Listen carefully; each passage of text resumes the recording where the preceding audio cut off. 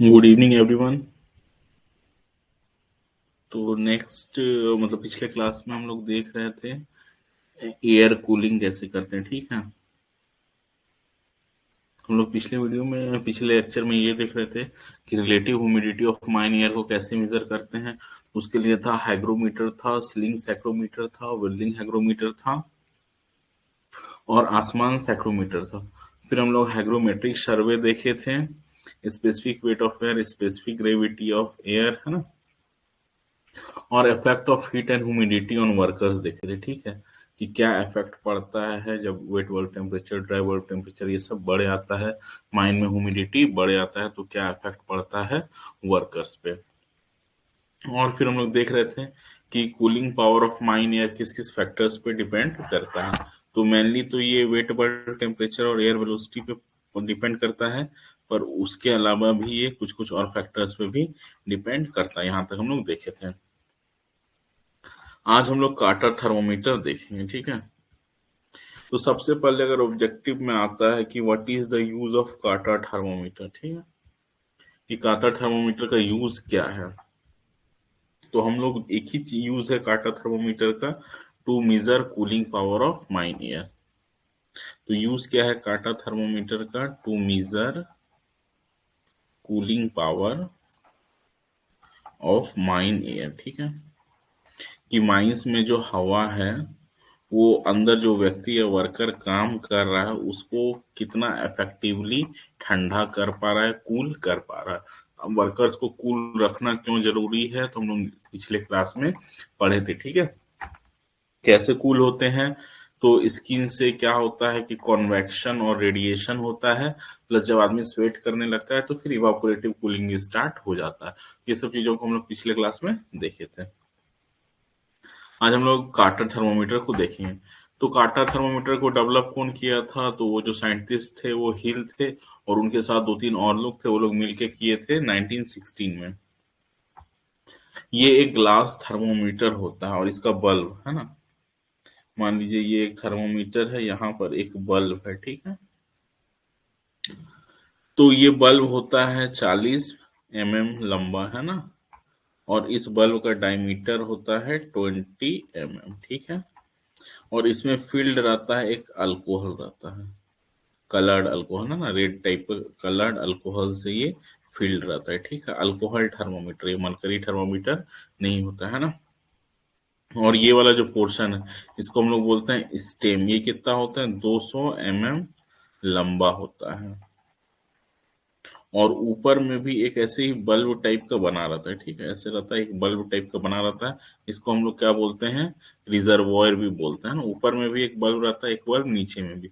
ऊपर वाला बल्ब थोड़ा सा छोटा रहता है ताकि अल्कोहल यहाँ से इवापोरेट हो, तो ये यहाँ पर इकट्ठा हो सके, इस पर्पज से यहाँ पर एक बल्ब रहता है। इसमें मार्किंग रहता है टेम्परेचर का, है ना। तो दो टेम्परेचर का मार्किंग जो हमको ध्यान रखना है वो है 308 और 311 केल्विन का। तो मान लेते हैं यहाँ पर है 311 केल्विन है, और यहाँ पर कहीं क्या है 308 केल्विन है। ये दो रीडिंग हमारे पर्पस का है। ठीक है, when taking a reading with the Carter thermometer, the bulb is first heated by dipping it in hot water so that liquid rises to the top reservoir।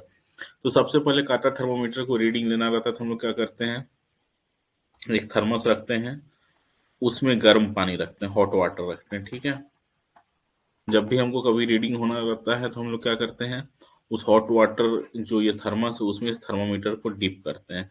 जैसे ही डिप करेंगे क्या होगा, अल्कोहल गर्म होगा और ये पूरा ऊपर तक राइज कर जाएगा। फिर इसको हम लोग निकालते हैं और एयर में रखते हैं। तो धीरे धीरे क्या होता है, हवा इसको ठंडा करता है, तो टेम्परेचर ऊपर से नीचे धीरे धीरे अल्कोहल आना स्टार्ट होता है। यही है इसका प्रोसेस। ठीक है, तो सबसे पहले हम लोग क्या करते हैं कि अल्कोहल को टॉप तक लेते जाते हैं। फिर हम लोग क्या करते हैं, निकालते हैं थर्मोमीटर को बाहर, उसको एक साफ कपड़े से, एक सूखे कपड़े से पोंछ लेते हैं। ठीक है, ताकि इवापोरेटिव कूलिंग उसमें ना हो, और उसको माइन ईयर में हम लोग ठंडा होने देते हैं। The time taken by the thermometer to cool from 311 Kelvin to 308 Kelvin is noted। और थर्मोमीटर में हम लोग ध्यान इस चीज का देते हैं कि जैसे ये 311 केल्विन पे जैसे ही ये अल्कोहल आ गया है ना, तो हम लोग यहाँ से टाइम देखना स्टार्ट करते हैं, और ये 308 केल्विन तक ये अल्कोहल जब तक गया, हम लोग टाइम नोट करते हैं कितना लगा। सपोज लग रहा है कि 30 सेकेंड लगा इसको, जब ये थर्मोमीटर माइन एयर में था, है ना। तो क्या हो रहा था, हवा से ये ठंडा हो रहा था, तो टेम्परेचर जो ऊपर तक अल्कोहल था यहाँ तक, वो क्या हो रहा है, नीचे धीरे धीरे आना शुरू हुआ। तो 311 केल्विन से 308 केल्विन आने में जितना टाइम लगा, उस टाइम को हम लोग क्या करते हैं, नोट कर लेते हैं। मान लीजिए 20 सेकेंड लग सकता है, 30 सेकेंड लग सकता है, depending on cooling power of mine air, ठीक है। एक होता है कांटा कूलिंग फैक्टर, एक होता है कांटा कूलिंग फैक्टर। ये क्या बताता है, ये बताता है amount of heat lost per centimetre of the square of the bulb in cooling from 311 to 308 kelvin. ये बल्ब है, मान लेते हैं, ठीक है, थोड़ा सा लंबा रहता है ना। ये बल्ब है, तो पर सेंटीमीटर स्क्वायर है ना, ये बल्ब है। कूलिंग कहाँ से हो रहा है, तो इसी के सरफेस एरिया से, जो बल्ब है इसके सरफेस से ही कूलिंग हो रहा है ना। तो इसमें पर सेंटीमीटर स्क्वायर कितना हीट लॉस्ट हो रहा है, सपोज हीट लॉस्ट हो रहा है 10 जूल, है ना, और इसका एरिया है सपोज 6 सेंटीमीटर स्क्वायर। तो हम लोग निकाल सकते हैं कि कितना हीट लॉस पर सेंटीमीटर स्क्वायर होता है। तो ये काटा थर्मोमीटर का जो ये काटा फैक्टर है ना, काटा कूलिंग फैक्टर, ये हर थर्मोमीटर के लिए दिया रहता है। हर जब थर्मोमीटर को हम लोग नया खरीद के लाएंगे तो उसमें एक पेपर रहेगा, उसमें दिया रहेगा कि काटा कूलिंग फैक्टर कितना है, हर थर्मोमीटर के लिए ये दिया रहता है, ठीक है। तो ये पहले से दिया रहेगा। हम लोग टाइम नोट किए थे कि 20 सेकेंड लगा था 311 केल्विन से टेम्परेचर को 308 केल्विन आने में। कितना टाइम लगा था, तो 20 सेकेंड लगा था। तो हम लोग कूलिंग पावर निकालने के लिए क्या करते हैं, kata cooling factor by time taken to cool from 311 kelvin to 308 kelvin, ठीक है। इससे हमको क्या मिल जाता है, ये जब हम डिवाइड करते हैं तो हमको मिल जाता है rate of heat loss, rate of heat loss from काटा थर्मोमीटर, ठीक है, कि किस रफ्तार से हीट लॉस हो रहा है काटा थर्मोमीटर से। जितना तेजी से हीट लॉस होगा उतना ज्यादा है उस एयर का कूलिंग पावर, ठीक है। फिर है कि अभी जो हम लोग रीडिंग लिए थे, अभी हम लोग ड्राई कंडीशन में रीडिंग लिए थे। हम लोग जो रीडिंग लिए थे अभी क्या किए थे, ड्राई कंडीशन में, क्योंकि बल्ब को हम लोग पानी में डुबाए, अल्कोहल का टेम्परेचर बढ़ा, फिर हम लोग बल्ब को एक साफ कपड़े से पोंछ डाले, ठीक है, फिर उसको हवा में रखे। तो वहां से हमको मिला ड्राई काटा रीडिंग, ठीक है। इससे क्या होता है, ये एक एस्टिमेट देता है heat loss from the surface of the bulb due to radiation and convection.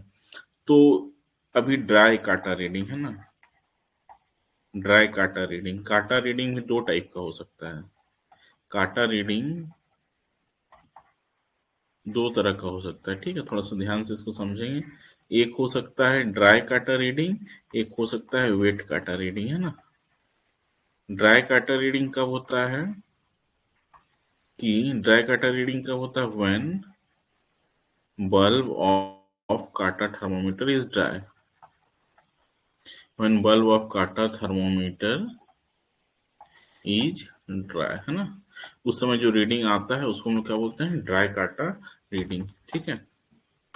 तो ड्राई काटा रीडिंग हमको दो चीज बताता है, heat loss by convection and radiation, ठीक है। पर ये कम इम्पोर्टेंट है, ये इम्पोर्टेंट है जब टेम्परेचर काफी कम हो एटमॉस्फेयर के एयर का। पर चूंकि हमारे यहाँ इंडियन माइंस में क्या होता है कि माइंस की एयर का टेम्परेचर ज्यादा होता है, तो ये बहुत कम इम्पोर्टेंस का होता है, ठीक है, हॉट एंड ह्यूमिड कंडीशन में, है ना। क्योंकि जहां भी ज्यादा टेम्परेचर ज्यादा हाई रहता है, ज्यादा ह्यूमिडिटी रहता है, वो हमारा बॉडी कैसे कूल होता है, तो वो इवापोरेशन से कूल होता है, ठीक है। तो फिर हम लोग क्या करते हैं, ये तो ड्राई काटा रीडिंग लेने का कोई ज्यादा मकसद है नहीं, कोई ज्यादा हमको फायदा मिलेगा नहीं, तो हम लोग क्या करते हैं, वेट काटा रीडिंग लेते हैं। इसको कैसे लेते हैं, तो जो काटा थर्मोमीटर का जो बल्ब है उसको हम लोग क्या करते हैं, ये सपोज हमारा काटा थर्मोमीटर का जो बल्ब था, इसको हम लोग एक मसलिन क्लॉथ से, है ना, MUS मुस्लिन क्लॉथ से क्या करते हैं, वेट गीला करके इसको हम लोग ले लेते हैं और फिर यहाँ हवा में रखते हैं, एयर में, ठीक है, इसको गीला कर देते हैं। ये सिमिलर टू आवर स्किन होता है, जैसे हमारा स्किन नहीं होता है, स्वेट से भींगा हुआ, पसीने से भींगा हुआ होता है, तो कुछ उस टाइप से इसको भी क्या करते हैं, एक क्लॉथ इसके ऊपर लगाते हैं और उस क्लॉथ को पानी में डीप करके निकाल लेते हैं, ये क्लॉथ गीला हो जाता है। अब क्या होगा, यहाँ जब हवा आएगा तो पहले से ऑलरेडी क्या हो रहा था, कन्वेक्शन और रेडिएशन से ये कूल हो रहा था।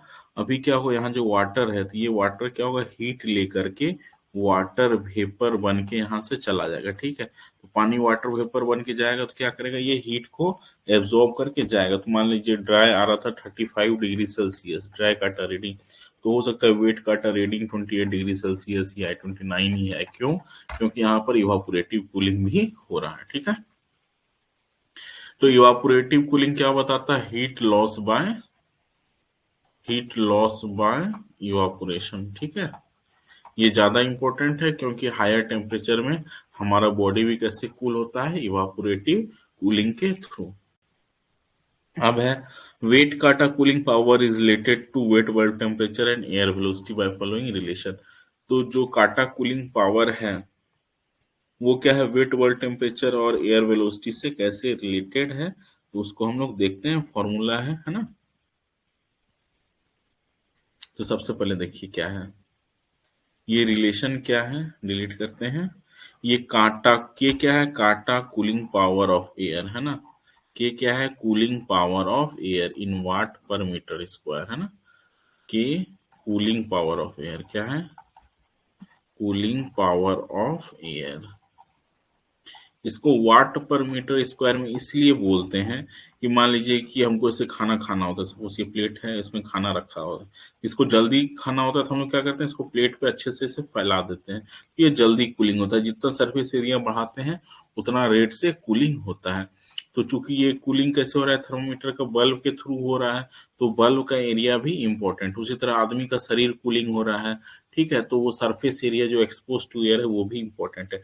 इसलिए हम लोग कूलिंग पावर ऑफ एयर पर एरिया भी, पर मीटर स्क्वायर या पर सेंटीमीटर स्क्वायर भी बात करते हैं, ठीक है, क्योंकि ये एरिया ऑफ सरफेस भी इंपॉर्टेंट है। ये क्या है, कूलिंग पावर ऑफ एयर, ठीक है, या heat loss in watt per meter square.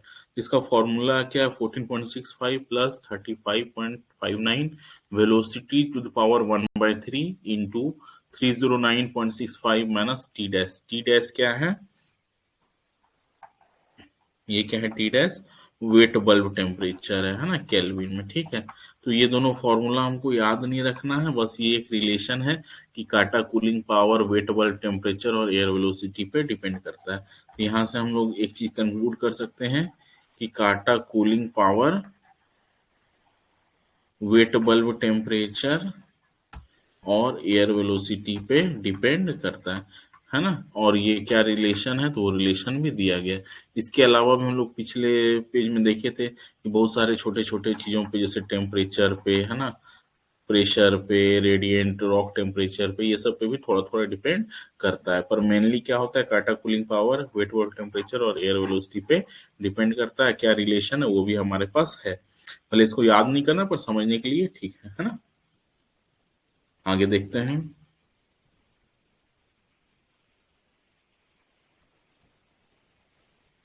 इसमें आगे बोल रहे हैं कि वर्क 3 टाइप का होता है, लाइट, मॉडरेट और हार्ड वर्क, है ना। तो इसमें बोल रहा है कि एक मॉडरेटली वर्किंग मैन, यानी कि कोई आदमी वो मॉडरेट रेट से, मॉडरेट मतलब कि बहुत ना फास्ट ना बहुत स्लो, मॉडरेट रेट से अगर वर्क कर रहा है तो ये 165 वाट per meter square heat generate करता है, जिसको हमको क्या करना रहता है, डिसिपेट करना रहता है। इसके लिए अगर काटा थर्मोमीटर से हम लोग कैलकुलेशन किए और 165 वाट पर मीटर स्क्वायर अगर आ रहा है काटा कूलिंग का जो वैल्यू था ना, काटा cooling power of mine year अगर आ जा रहा है 165 वाट पर मीटर स्क्वायर, इसका अर्थ क्या है कि वो आदमी आराम से कूल हो जाएगा, ठीक है। पर एक्चुअल में ऐसा पाया गया कि जो काटा कूलिंग रेट है और इंसान के शरीर का रेट ठंडा होने का जो रेट है, दोनों में वेरिएशन है। ठीक है, दोनों में वेरिएशन है, यानी कि काटा थर्मोमीटर जल्दी ठंडा हो जाता है as compare to human being, as compare to miner या वर्कर। क्यों? क्योंकि माइनर कपड़ा पहने रहता है ना, ड्रेस पहने होता है, वो ड्रेस कॉटन हो सकता है, सिंथेटिक हो सकता है, मिक्स्ड हो सकता है, उसका पूरा body surface expose to air नहीं हो सकता। ये सब फैक्टर्स को कंसीडर करते हुए हम लोग क्या कंक्लूड करते हैं कि जिस रेट से काटा थर्मोमीटर कूल हो रहा है उस रेट से वर्कर कूल नहीं होते हैं। ठीक है, तो बहुत सारे जो ऑथर्स हैं वो कूलिंग एफिशिएंसी ऑफ एयर को मानते हैं 20%। कि मान लीजिए काटा थर्मोमीटर पूरा कूल हो जाएगा, जिस रेट से काटा थर्मोमीटर कूल हो रहा है आदमी को उसके 1/5 रेट से कूल होगा। एफिशिएंसी मान रहे हैं 20%। ठीक है, यानी कि 165 वाट पर मीटर स्क्वायर अगर आदमी हीट प्रोड्यूस कर रहा है, इसको कूल करने के लिए चूंकि एफिशिएंसी 20% यानी 1/5 है, इसको कूल करने के लिए 165 इंटू 5 वाट पर मीटर स्क्वायर, ये कितना हो जाएगा? 825 वाट पर मीटर स्क्वायर। तो काटा कूलिंग पावर इतना अगर होगा तभी वो आदमी सफिशिएंटली अच्छे से कूल हो पाएगा। इसका अर्थ क्या है?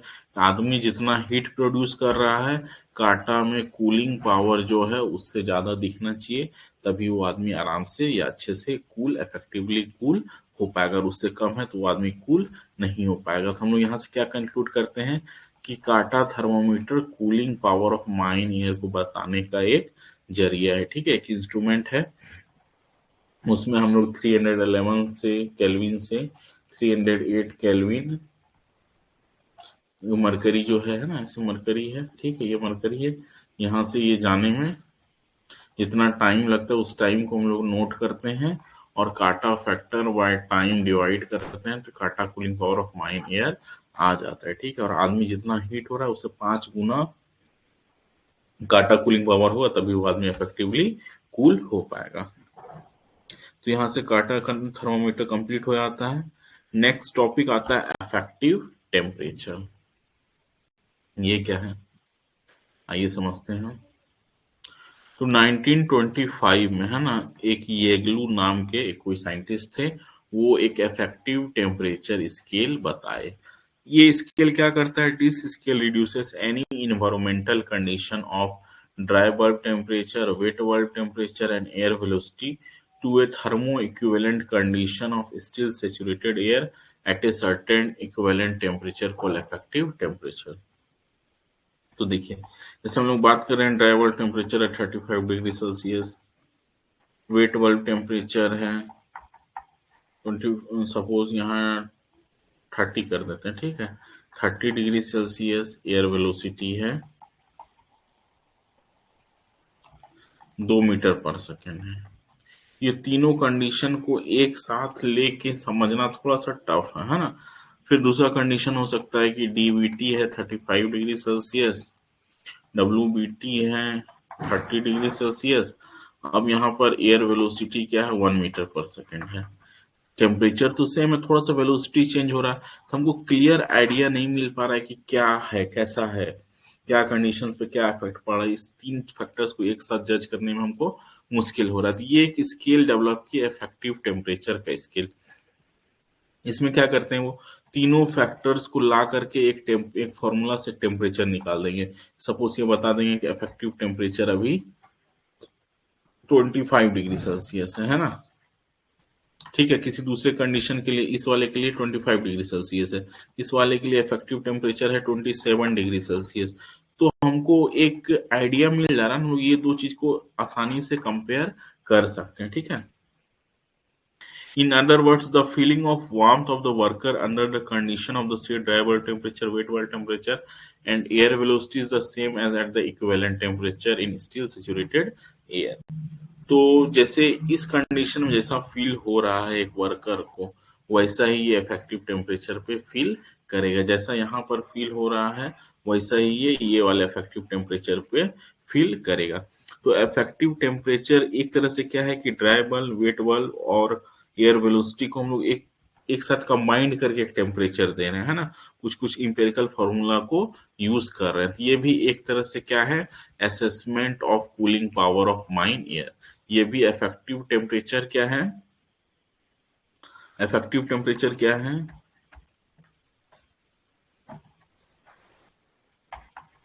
Method of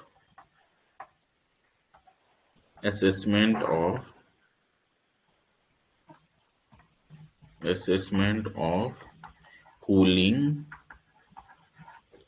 power of mine air, कि हम लोग एक तरह से माइन एयर के कूलिंग पावर क्या कर रहे हैं, जज कर रहे हैं, एसेस कर रहे हैं कि हमारा माइन एयर कितना कूल कर पा रहा है। ठीक है, उस चीज को हम लोग जज कर रहे हैं किससे, इफेक्टिव टेम्परेचर को यूज करके। तो फिर से अगर हम लोग इफेक्टिव टेम्परेचर को समझे तो इफेक्टिव टेम्परेचर क्या होता है, वो एक स्केल है जिसके बेसिस पे हम लोग क्या कर सकते हैं, cooling power of mine air को जज कर सकते हैं। नेक्स्ट है प्रेडिक्टेड 4 आवर स्वेट रेट। ये क्या है,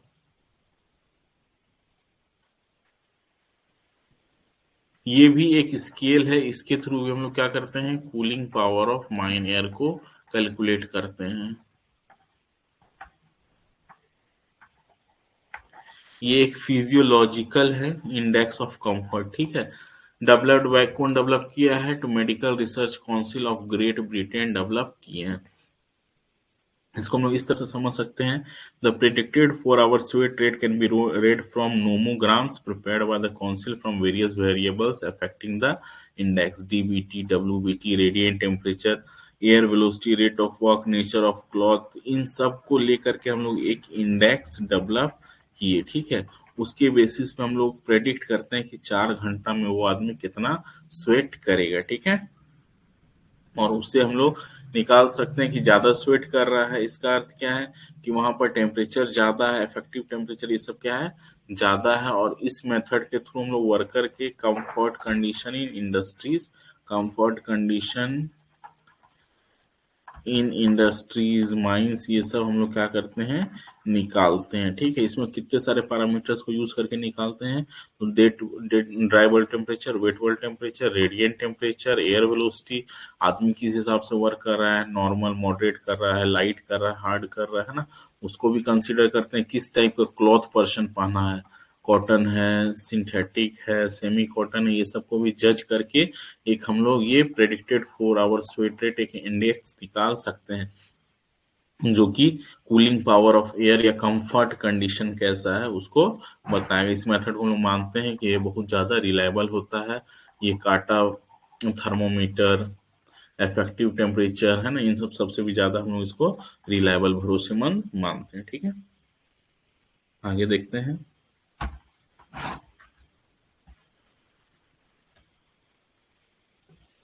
फिर है specific cooling power.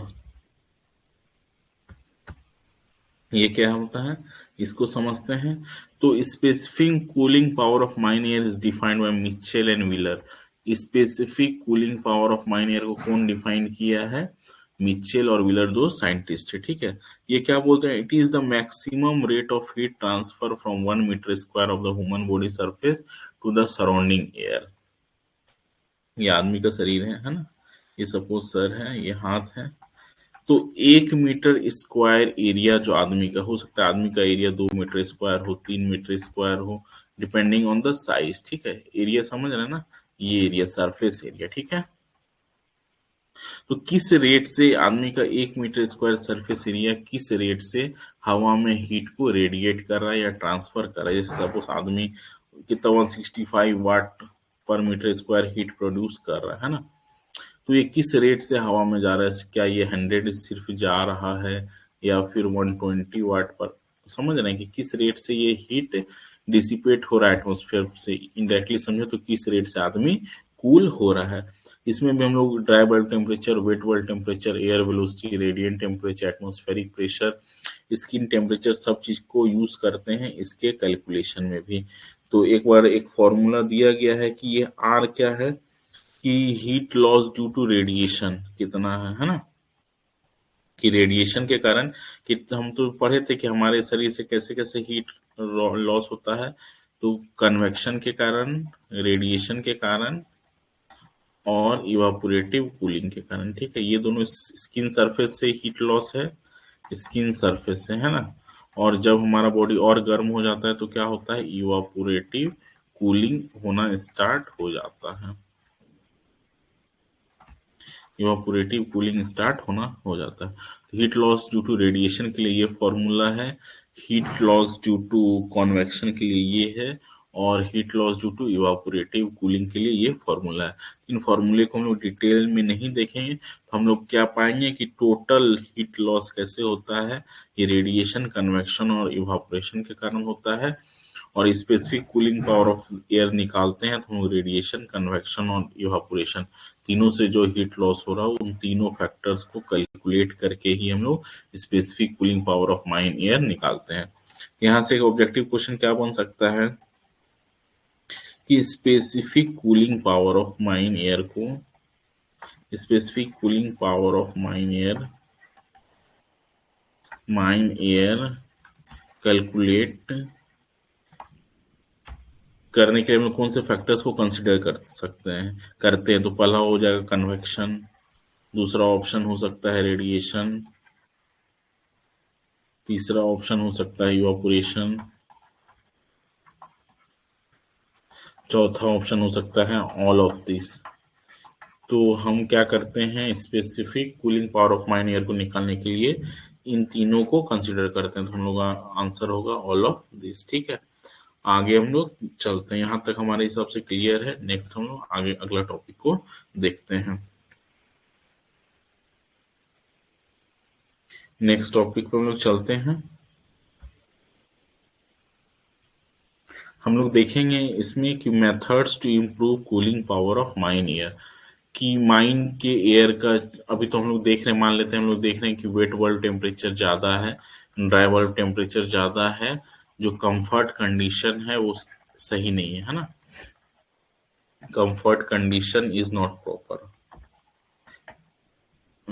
Comfort condition is not proper. अगर इस कंडीशन में वर्कर्स वर्क करेंगे तो उनके हेल्थ को नुकसान हो सकता है, उनके हेल्थ को हानि हो सकता है। तो हम लोग क्या करेंगे, क्या कर सकते हैं हम लोग, तो हम लोग क्या करेंगे कि हम लोग इम्प्रूव करेंगे, क्या इम्प्रूव करेंगे, cooling power of mine air को इम्प्रूव करेंगे, कि जल्दी से जो हमारा हवा है वो वर्कर्स को जल्दी जल्दी ठंडा कर पाए, ताकि वर्कर कंफर्टेबली वर्क कर पाए। ठीक है, और उनके हेल्थ को किसी तरह से कोई नुकसान नहीं पहुंचे, है ना। Cooling power of mine air को स्टडी करने का यही पर्पस है। ठीक है, तो हम लोग कैसे इंप्रूव करेंगे, तो सबसे पहला है कि जितना एयर जा रहा है, suppose Q quantity of air जा रहा था, तो हम लोग क्या करेंगे कि इंक्रीज क्यू करेंगे, जितना एयर जा रहा है उससे ज्यादा क्वांटिटी ऑफ एयर आप भेजिए।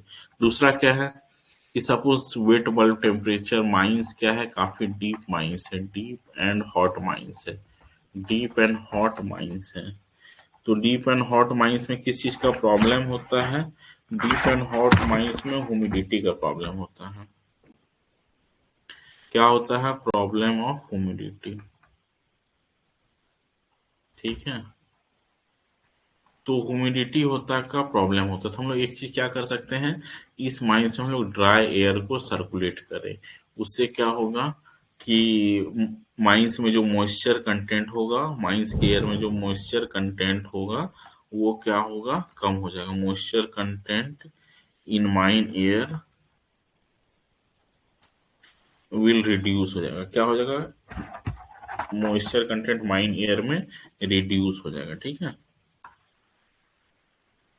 तो उससे क्या होगा कि वाटर वेपर को अपने अंदर स्टोर करने का क्षमता उस एयर का बढ़ जाएगा। ठीक है, तीसरा कर सकते हैं, अगर ये भी काम ना करे, ये भी ना काम करे, तो हम लोग कूलिंग कर सकते हैं, कि माइन में जो एयर जा रहा है उसको हम लोग कूल करें, या रेफ्रिजरेशन टेक्निक अडॉप्ट कर सकते हैं, है ना। जैसे कि वो पोलर गोल्डफिल्ड सब था,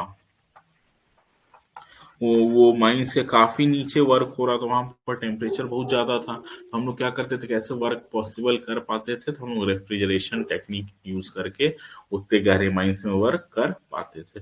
तो आइए हम लोग इस स्लाइड में, इस वीडियो में हम लोग समझेंगे कि कैसे कैसे हम लोग माइन एयर को कूल कर पाते हैं ना। तो सबसे पहला तो है कि इंक्रीज क्वांटिटी ऑफ एयर। तो क्वांटिटी कैसे बढ़ाएंगे, देखिए कि जैसे हम लोग क्वांटिटी बढ़ा दिए, तो increased quantity of air dilutes the heat produced in a mine, but also produces a higher air velocity, which improves the cooling power of mine air. तो हम लोग क्वांटिटी अभी सपोज जा रहा था 50 मीटर क्यूब पर सेकेंड, है ना, Q1। अब हम लोग क्या किए, पाए कि हीट इफेक्टिवली डिसिपेट नहीं हो पा रहा है, तो हम लोग क्या किए, क्वांटिटी कितना बढ़ा के कर दिए, 70 मीटर क्यूब पर सेकेंड। ये बढ़ा हुआ क्वांटिटी क्या होगा, तो क्वांटिटी कैसे बढ़ेगा, तो area of cross section into velocity. तो रोडवे का साइज तो हम लोग नहीं बढ़ा सकते, तो हम लोग क्वांटिटी बढ़ाने के लिए क्या करेंगे, वेलोसिटी को इंक्रीज करेंगे, है ना। क्वांटिटी बढ़ाने के लिए कैसे हम लोग बढ़ाएंगे, क्वांटिटी इंक्रीज कैसे होगा, तो हम लोग क्या करेंगे, वेलोसिटी इंक्रीज करेंगे। वेलोसिटी इंक्रीज कैसे होगा, चाहे तो मेन फैन की स्पीड को बढ़ा दें, है ना, या फिर किसी यहाँ पर हम लोग कोई ऑक्सिलरी फैन लगा दें या बूस्टर लगा दें, या किसी दूसरे स्प्लिट में हम लोग रेगुलेटर लगा देंगे। दो तीन प्रोसेस है, इसके थ्रू हम लोग किसी एक स्प्लिट में क्या कर सकते हैं, वेलोसिटी इंक्रीज कर सकते हैं। अब जैसे ही वेलोसिटी बढ़ जाएगा तो वो क्या होगा, हीट को जल्दी जल्दी लेके डेसिपेट करेगा। तो क्वांटिटी बढ़ाने से हम लोग हीट को डेसिपेट कर सकते हैं, उससे एयर वेलोसिटी भी बढ़ जाएगा, उससे cooling power of mine air भी बढ़ जाएगा। जैसे हम लोग ऑब्जर्व किए होंगे कि अगर हम लोग फैन रूम में बैठे हैं, फैन चलाए हैं, गर्मी लग रहा है, हम लोग क्या करते हैं, फैन की स्पीड को इंक्रीज कर देते हैं। तो जैसे ही एयर वेलोसिटी बढ़ जाता है तो cooling power of mine air भी बढ़ जाता है। तो हम लोग पढ़े ही थे कि cooling power of mine air दो फैक्टर्स पे डिपेंड करता है, वेट बल्ब टेम्परेचर और एयर वेलोसिटी पे। तो कूलिंग पावर बढ़ाना है तो आप क्या कीजिए, एयर वेलोसिटी को इम्प्रूव कर दीजिए, ठीक है। अब क्या होता है कि जो कम गहरे माइंस होते हैं उसमें small quantity of air is needed. तो कम गहरे माइंस में कम क्वांटिटी में एयर भेजते हैं, तो उसी से हमारा हीट डिसिपेशन का काम, ऑक्सीजन सप्लाई का काम, ठीक है, सारा कुछ मेंटेन हो जाता है।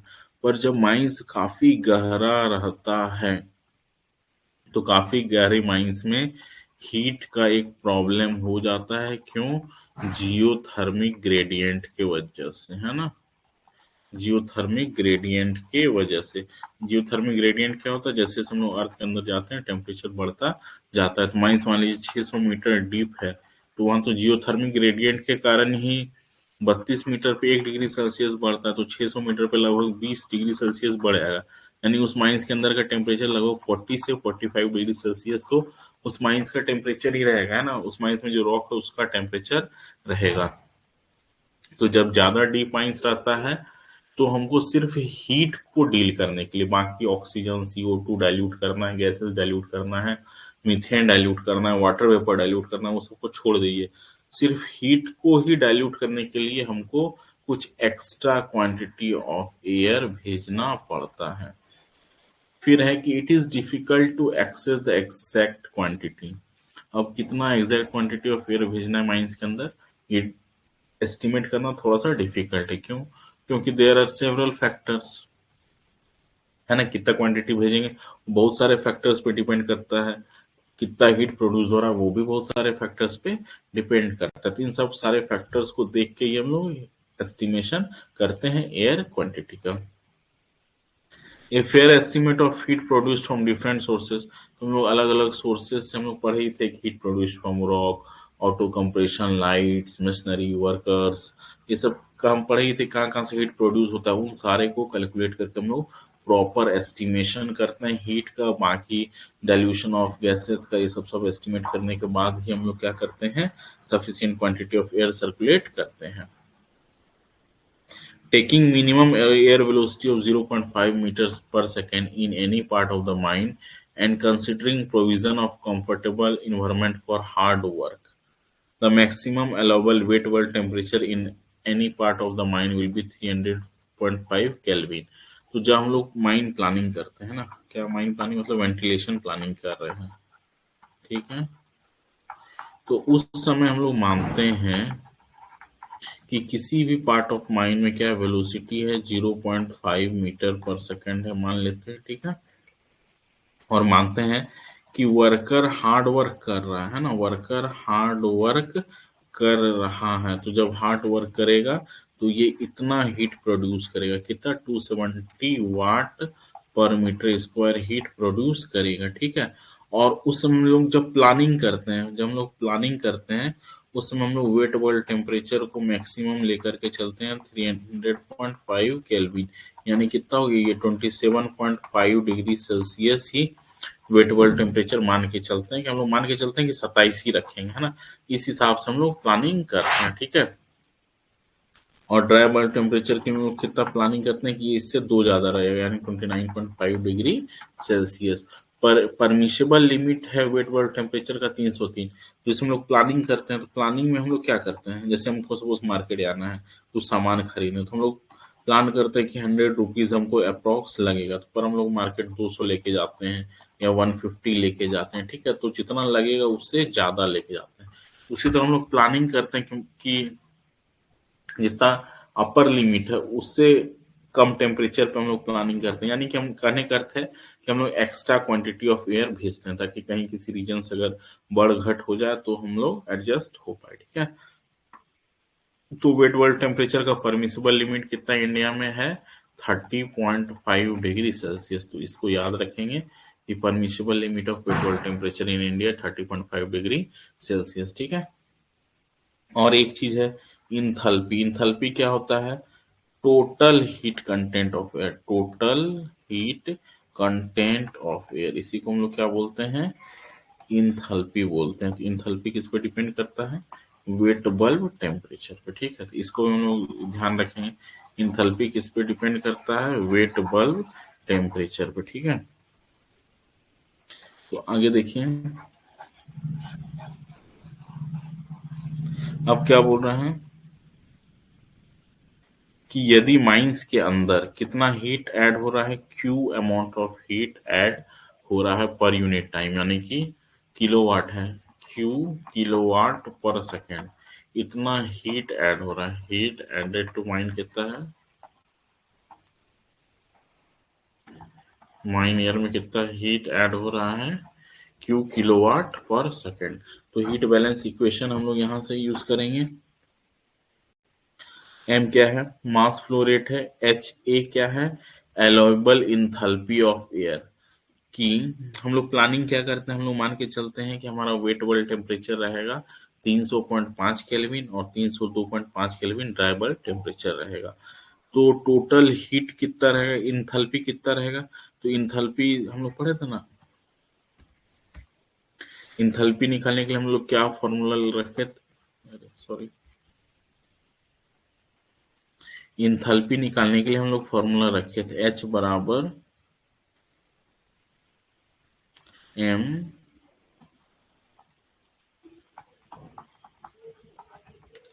कि इंथैल्पी चेंज कितना हो रहा है, तो mass flow rate into H2 minus H1, है ना।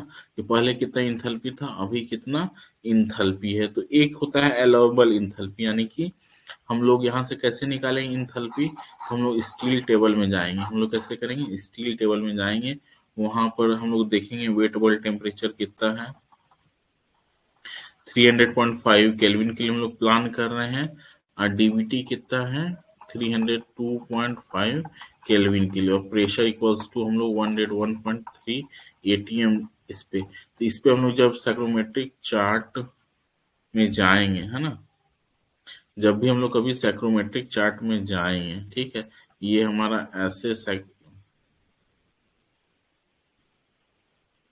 ऐसे हमारा साइक्रोमेट्रिक चार्ट था,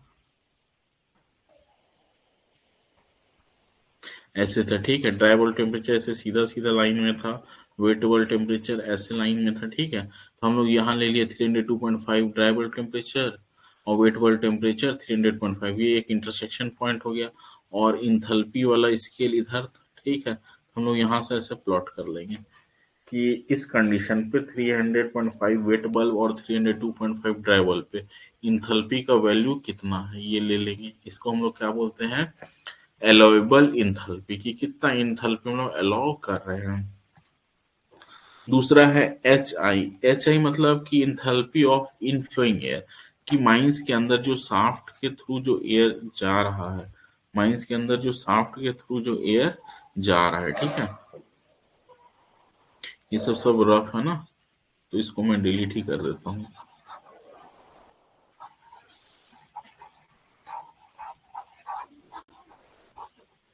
अब माइंस के अंदर शाफ्ट के थ्रू जो एयर जा रहा है, ठीक है, ये शाफ्ट सपोज जो क्वांटिटी ऑफ एयर जा रहा है, इसका हम लोग dry bulb temperature, wet bulb temperature निकाल सकते हैं, और यहाँ पर बैरोमेट्रिक प्रेशर पी मेजर कर सकते हैं, और हम लोग ऐसी साइक्रोमेट्रिक चार्ट पे देख सकते हैं कि इंथैल्पी ऑफ जो एयर माइंस के अंदर जा रहा है एच आई वो कितना है, ठीक है।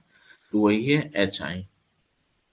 तो हीट बैलेंस इक्वेशन हम लोग कैलकुलेट करते हैं कि कितना इंथैल्पी, कितना हीट है अलाउएबल, कितना हीट माइंस के अंदर प्रोड्यूस हो रहा है, और कितना हीट है इनकमिंग एयर का। तो हम लोग हमेशा ये गौर करेंगे कि ये जो हीट प्रोड्यूस आ रहा है जो माइंस का एयर, वो suppose 25 degree Celsius dry bulb पे आ रहा है, तो हो सकता है माइंस में वर्क करते करते वो 30 डिग्री सेल्सियस ड्राई बल्ब हो जाए। तो क्यों टेम्परेचर बढ़ता है, क्योंकि हीट ऐड होता है माइंस के वर्किंग में। तो उसी हीट बैलेंस इक्वेशन को हम लोग इक्वेट किए हैं, क्या किए हैं, हीट बैलेंस इक्वेशन से इक्वेट किए हैं कि मास इनटू इंथैल्पी, ये क्या हो जाएगा, हीट एडेड हो जाएगा। पढ़े तो थे ही ना हम लोग, इंथैल्पी चेंज बराबर क्या होता है, मास इनटू डेल एच, ठीक है, कि कितना इंथैल्पी बढ़ा, तो जितना मास बढ़ा और जितना इंथैल्पी पहले जो था H2 माइनस H1 ऐसे कर सकते हैं, ठीक है। तो जो इनिशियली जो इंथैल्पी था वो ये था, इसमें इतना हीट ऐड हो गया तो फाइनल इंथैल्पी ये आया, और ये मास से इंथैल्पी को गुना करेंगे तभी हमको टोटल हीट फ्लो मिलेगा, ठीक है। इस इक्वेशन को हम लोग सॉल्व करते हैं, और जिससे हम लोग तो ये क्वांटिटी ऑफ एयर फ्लोइंग बात करते हैं, माइंस में कितना जा रहा है, ये क्या है क्वांटिटी, मीटर क्यूब पर सेकेंड या मीटर क्यूब पर मिनट में, और हम लोग इंथैल्पी निकालने के लिए मास फ्लो रेट यूज करते हैं ना। तो mass flow rate equals to क्या होता है, Q by apparent specific volume, हम बता ही थे। तो 1 बाय अपरेंट स्पेसिफिक वॉल्यूम को हम लोग क्या बोलते हैं, अपरेंट डेंसिटी, ठीक है। तो 1 by apparent specific volume is equals to apparent density. तो यहाँ पर हम लिख सकते हैं 1 by apparent specific volume equals to apparent density. तो Q into 1 by apparent specific volume ऐसे लिख सकते हैं। तो 1 बाय अपरेंट स्पेसिफिक वॉल्यूम क्या होता है, अपरेंट डेंसिटी, ठीक है। तो Q रो डैश तो वो हो जाएगा M।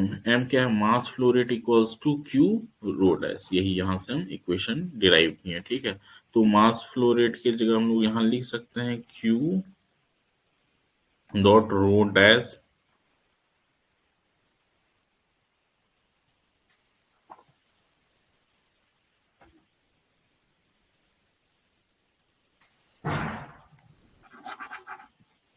हम लोग यहाँ पर लिख सकते हैं Q डॉट रो डैश, है ना, is equals to Q plus यहाँ मास फ्लो रेट की जगह डॉट एच ए यहाँ रहेगा ही, है ना, Q प्लस यहाँ मास फ्लो रेट की जगह लिख सकते हैं Q डॉट यहाँ rho dash dot H I. अब फिर यहाँ से हम लोग इस इक्वेशन को सॉल्व करेंगे, तो फाइनली हम लोग को यहाँ Q का वैल्यू इस रूप में आ जाएगा। तो क्या क्या है, तो हम लोग समझ ही लिए हैं, Q क्या है, quantity of air flowing, mines के अंदर कितना क्वांटिटी में एयर फ्लो हो रहा है, ठीक है, वो है इस बड़ा वाला Q जो कैपिटल Q है।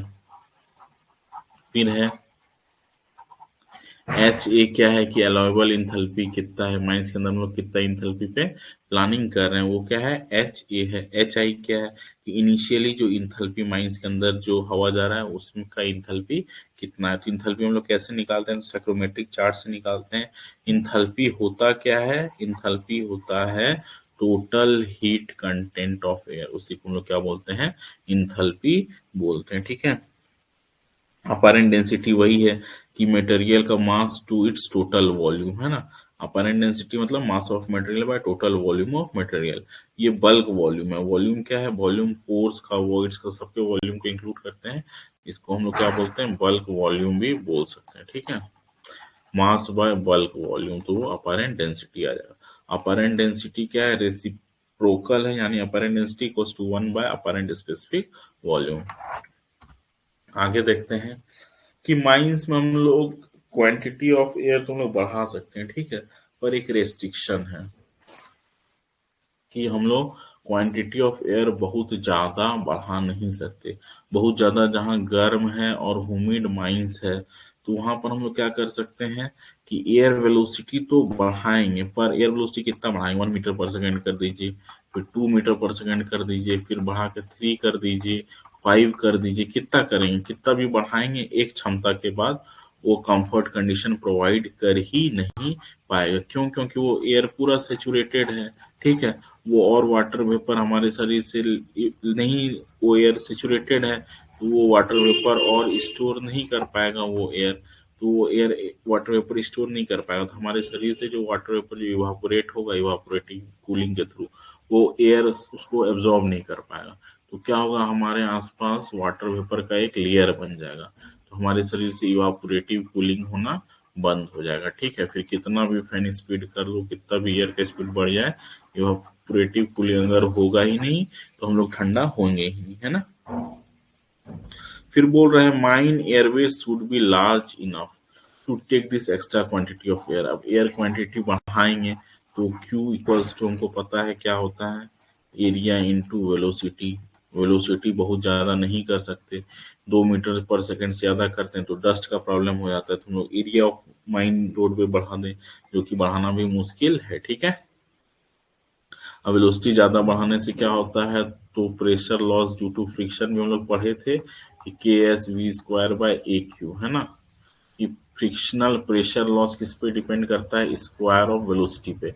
यदि वेलोसिटी ज्यादा करेंगे तो फ्रिक्शनल प्रेशर लॉस जो होगा, pressure loss of main mine fan due to friction जो होगा, वो बढ़ना स्टार्ट हो जाएगा, ठीक है। उससे क्या होगा कि फैन को ऑपरेट करने का कॉस्ट भी ज्यादा होगा, इलेक्ट्रिसिटी कंजम्पशन ज्यादा होगा मेन फैन का, है ना।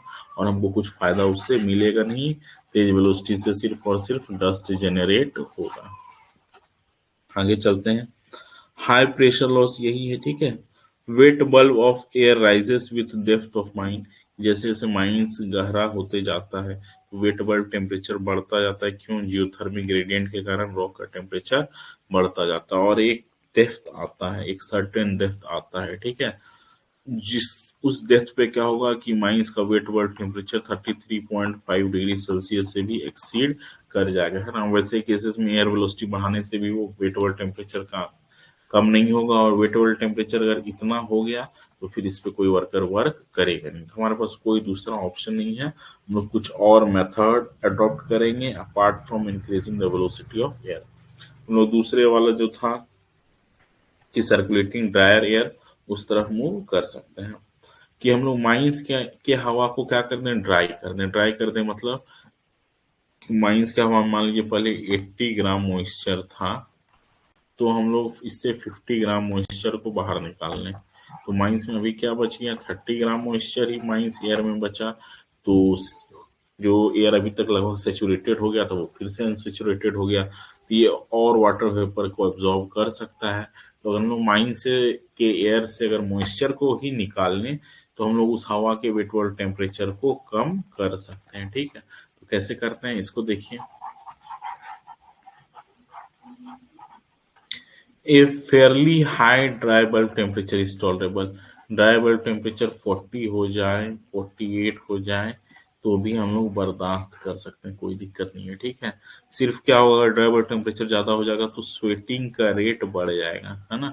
स्वेटिंग रेट ऑफ वर्कर्स बढ़ जाएगा, और अगर पंखा सही से चले, एयर सफिशिएंट वेलोसिटी में आए, कोई दिक्कत नहीं, स्वेट इवापोरेट होते जाएगा, हम लोग कूल होते रहेंगे, हम लोग वर्क करते रहेंगे, पानी पीते रहेंगे, तो हमारे शरीर का वाटर रिप्लेनिश होते रहेगा, पर हमारे कंफर्ट कंडीशन में कहीं कोई दिक्कत नहीं आएगा। पर अगर वेटेबल टेम्परेचर बढ़ जाएगा तो होगा क्या कि हमारे शरीर से इवापोरेटिव कूलिंग बंद हो जाएगा, है ना। वेटेबल टेम्परेचर बढ़ने से क्या होता है इवापोरेटिव कूलिंग क्या होगा, स्टॉप हो जाएगा। इवापोरेटिव कूलिंग जैसे स्टॉप हुआ तो हम लोग ठंडा ही नहीं होंगे, हम लोग ठंडा ही नहीं होंगे, है ना। बहुत टेम्परेचर बॉडी का बढ़ जाएगा तो हीट स्ट्रोक ये सब का खतरा हो सकता है, ठीक है। हमारे शरीर के इंटरनल ऑर्गन्स का टेम्परेचर बढ़ जाएगा, इसलिए ड्राई बल्ब टेम्परेचर से काफी ज्यादा इंपॉर्टेंट है wet bulb temperature. Wet bulb temperature किसी भी परिस्थिति में नहीं बढ़ाना है, ठीक है। तो गहरे माइंस में एयर को मेंटेनिंग द एयर ड्राई, गहरे माइंस में अगर हम लोग एयर को सूखा रखें तो वो काफी हद तक मदद कर सकता है वर्किंग कंडीशन को इम्प्रूव करने में, ठीक है।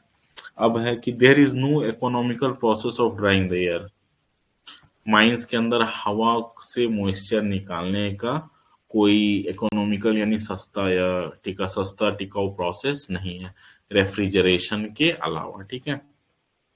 हम लोग चाहें तो माइन के हवा को ड्राई कर सकते हैं। ड्राई कैसे करेंगे, जैसे हम लोग सिलिका जेल यूज करते हैं कि सिलिका जेल क्या करता है, हवा से मॉइस्चर को एब्जॉर्ब कर लेता है। तो वैसे चाहें तो हम लोग कुछ कुछ डेसिकेंट बोलते हैं जो मॉइस्चर एब्जॉर्ब कर लेता है हवा से, उसको डेसिकेंट बोलते हैं। जैसे calcium chloride, magnesium chloride, silica gel, ये सब को हम लोग एज ए डेसिकेंट यूज कर सकते हैं, ठीक है। कि उसको एक लेयर हम लोग रख दें, उसके ऊपर से हवा जैसे ही गुजरेगा तो वो हवा से मॉइस्चर को एब्जॉर्ब कर लेगा। पर ये डेसिकेंट काफी कॉस्टली आते हैं ना। और एक नुकसान होगा कि ये जैसे ही हवा से मॉइस्चर को एब्जॉर्ब करता है तो क्या होता है, ये टेम्परेचर बढ़ता है, ये एक एक्सोथर्मिक रिएक्शन है। यानी डेसिकेंट, डेसिकेंट से मेरा मतलब है, मान लीजिए सिलिका जेल है, ये क्या करता है, हवा से मॉइस्चर एब्जॉर्ब कर लेता है, ठीक है। तो सिलिका जेल जैसे ही मॉइस्चर एब्जॉर्ब करेगा तो ये थोड़ा सा जेली टाइप का सब्सटेंस बनाएगा, प्लस हीट रिलीज करेगा, है ना। क्या करेगा, हीट रिलीज करेगा। तो ये हीट रिलीज अलग फिर से माइन एयर का टेम्परेचर बढ़ाएगा।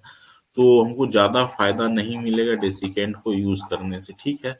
मिल सकता है थोड़ा बहुत कि मॉइस्चर कंटेंट कम हो जाए एयर से, तो ये एक फायदा मिल सकता है।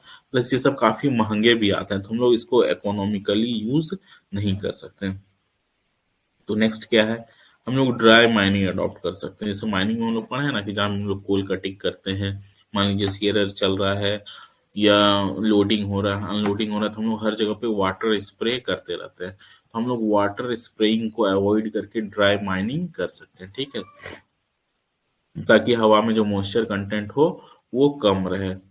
अब ड्राई माइनिंग क्या हार्मफुल है, उससे डस्ट हजार डस्ट जनरेट होता है, एयर में डस्ट आता है, कोल डस्ट एक्सप्लोजन होने का खतरा हो सकता है, ठीक है। पर हम लोग उसके जगह कुछ डस्ट कलेक्टिंग इंस्ट्रूमेंट्स रख सकते हैं कि जो डस्ट को कलेक्ट कर ले, है ना। जैसे स्क्रबर्स रख सकते हैं और भी बहुत सारे इंस्ट्रूमेंट्स आते हैं, उनको रख सकते हैं। वो क्या करेंगे, डस्ट को कलेक्ट कर लेंगे। और हम लोग पानी को जो डस्ट सेपरेशन के लिए जो पानी यूज करते हैं उसके जगह वो इंस्ट्रूमेंट्स हम लोग लगा देंगे तो वो लोग डस्ट को अपने अंदर सक कर लेंगे। और हम लोग इस तरह से क्या कर सकते हैं, ड्राई माइनिंग करके एक तो वेट वर्ल्ड टेम्परेचर को भी काउंटर कर सकते हैं और डस्ट कलेक्टिंग इक्विपमेंट्स रख के डस्ट भी हवा से कम कर सकते हैं, ठीक है।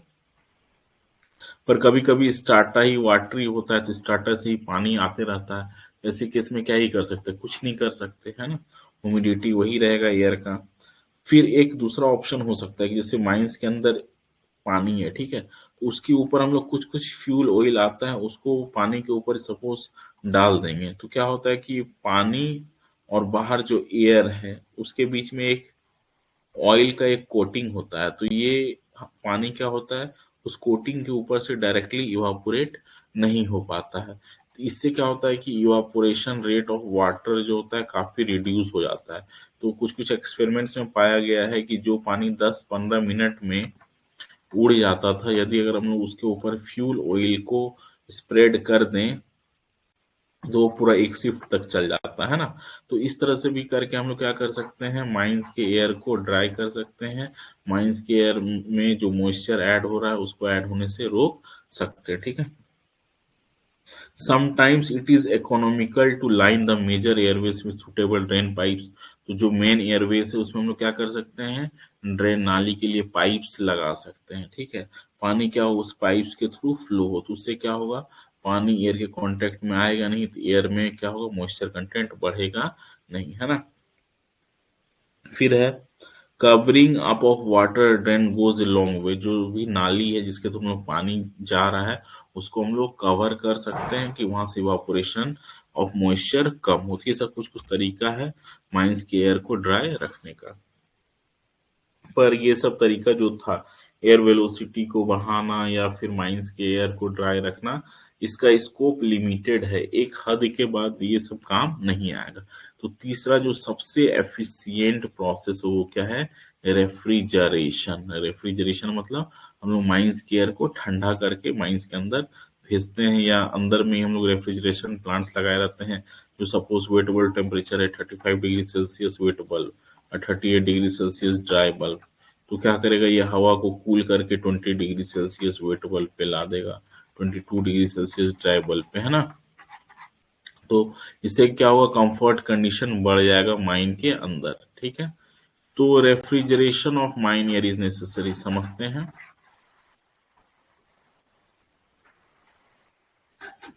Refrigeration of mine air is necessary when its temperature becomes excessive. कब रेफ्रिजरेशन माइन एयर का, रेफ्रिजरेशन मतलब ठंडा करना है ना, माइन एयर को ठंडा करना कब जरूरी हो जाता है?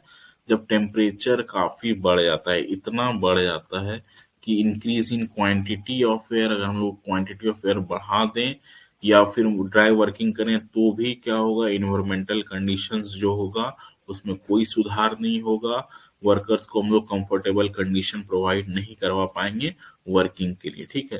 तो वैसे केस में अगर वेलोसिटी बढ़ाने से भी काम ना आए तो हमारे पास दूसरा ऑप्शन कुछ नहीं बचता, हम लोग रेफ्रिजरेशन की तरफ मूव करते हैं। कहाँ अप्लाई ये सबको करते हैं? काफी deep, hot and humid mines में। तो रेफ्रिजरेशन कहाँ यूज करते हैं भाई? तो refrigeration deep, hot and humid, है ना। यहाँ लिख भी देता हूँ मैं, used in very deep, hot and humid mines, ठीक है। ह्यूमिड माइंस मतलब जहाँ हवा में ह्यूमिडिटी काफी ज्यादा रहता है, क्योंकि उस माइंस में वाटर कंटेंट ज्यादा रहता है, ठीक है।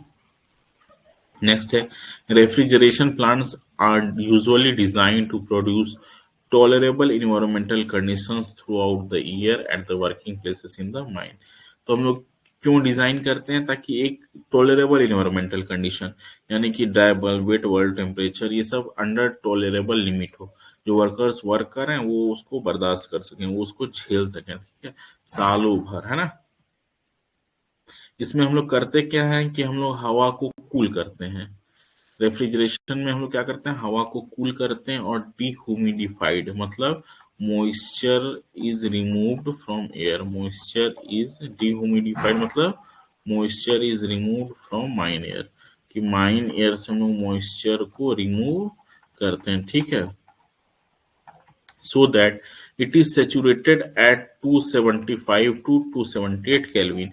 यानी 275 मतलब कितना हुआ, 2 से 5 डिग्री सेल्सियस के बीच हवा, जो हम लोग जैसे रेफ्रिजरेशन प्लांट में डाले तो जो हवा वहां से निकल रहा है उसका टेम्परेचर रहता है 2 से 5 डिग्री सेल्सियस के बीच, ठीक है। और इस टेम्परेचर पे क्या रहता है, पूरा सेचुरेटेड रहता है। क्यों? क्योंकि जितना मॉइस्चर था, जैसे हम लोग टेम्परेचर कम किए तो हवा से क्या हो गया, मॉइस्चर कंडेंस हो गया।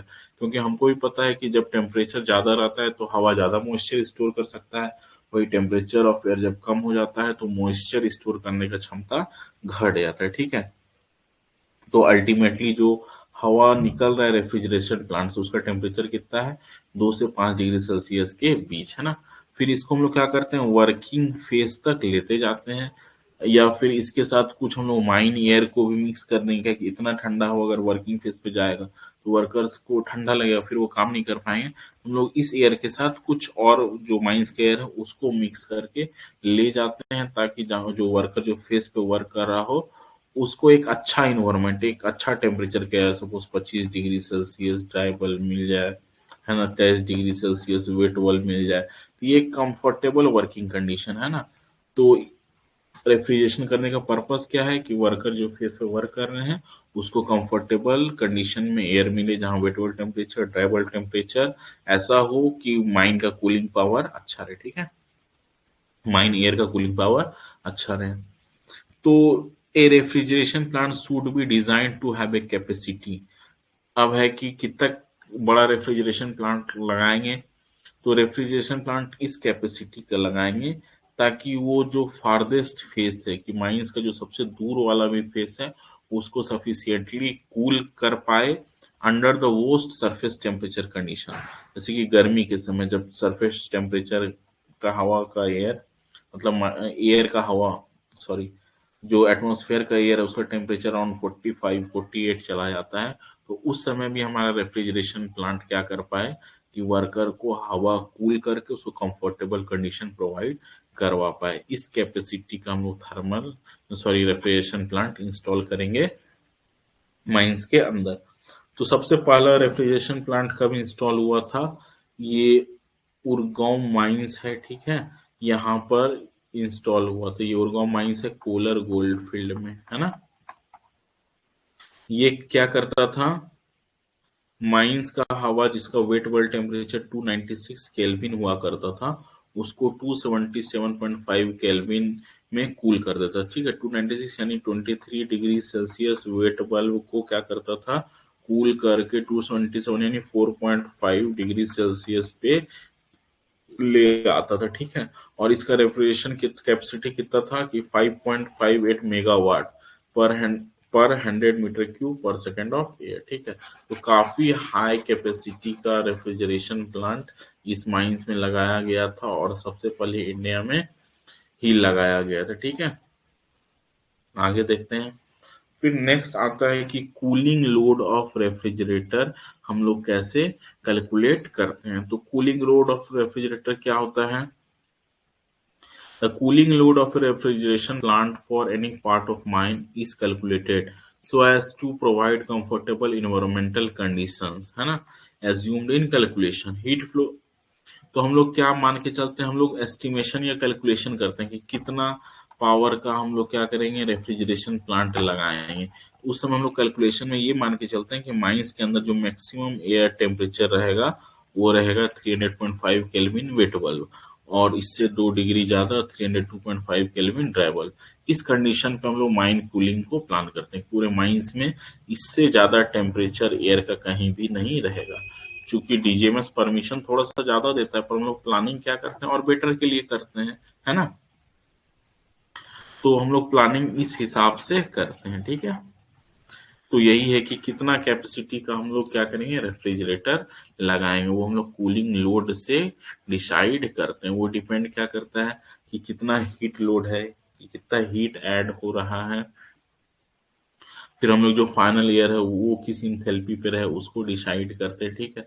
कितना क्वांटिटी ऑफ एयर सर्कुलेट हो रहा है माइंस के अंदर, उन सब चीजों को हम लोग लेके डिसाइड करते हैं। तो यहाँ से हम लोग नेक्स्ट क्लास में आगे देखेंगे। आज के क्लास में हम लोग इतना तक ही रखते हैं, ठीक है। नेक्स्ट क्लास में हम लोग कूलिंग लोड को देखेंगे, कितना टाइप का रेफ्रिजरेटर्स होता है, surface refrigerators, underground refrigerators, spot coolers, refrigeration कैसे काम करता है। तो डिटेल्स में जाकर के हम लोग इन सब प्रोसेस को देखेंगे। आज के क्लास में हम इतना ही रखते हैं। तो नेक्स्ट क्लास कल शाम में ही लेते हैं। आप लोग जरूर अटेंड कीजिएगा ताकि रेफ्रिजरेशन प्रोसेस को अच्छे से समझ पाए, ठीक है। Thank you. अगर कुछ डाउट हो, आप लोग को कुछ पूछना चाहते हो तो आप लोग ग्रुप में ही मैसेज कर सकते हैं ना, ये चैट में।